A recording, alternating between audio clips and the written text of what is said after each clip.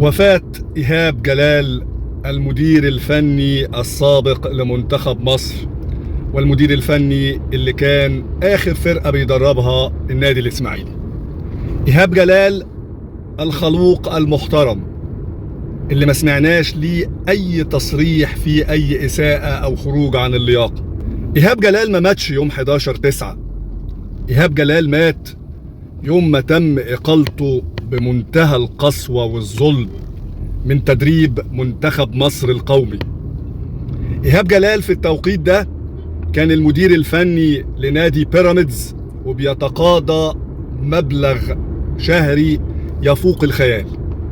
ضحى علشان منتخب مصر، وتم إسناد مهمة تدريب المنتخب ليه، ولم يحالفه التوفيق في المباريات اللي خاضها.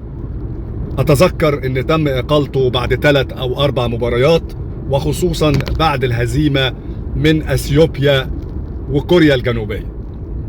رحل إيهاب جلال عن تدريب المنتخب القومي، ولم يصدر منه تصريح بأي إساءة تجاه المسؤولين في اتحاد الكورة.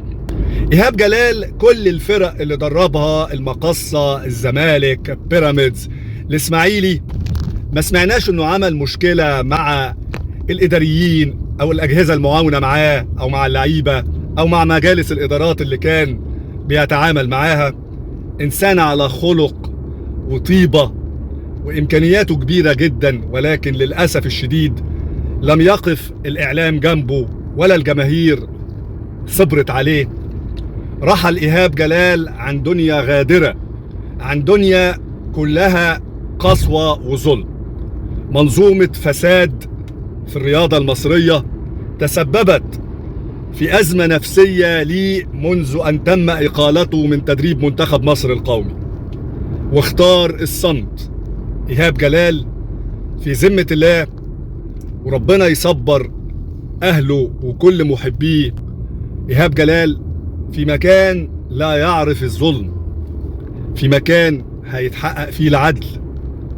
مش هقدر أقول غير إن اللي تسبب في وفاة أحمد رفعت هو اللي تسبب في وفاة إيهاب جلال، لمنظومة فاسدة تحكمها المصالح وتحكمها غريزة الشهوة للمال بمنتهى الطغيان.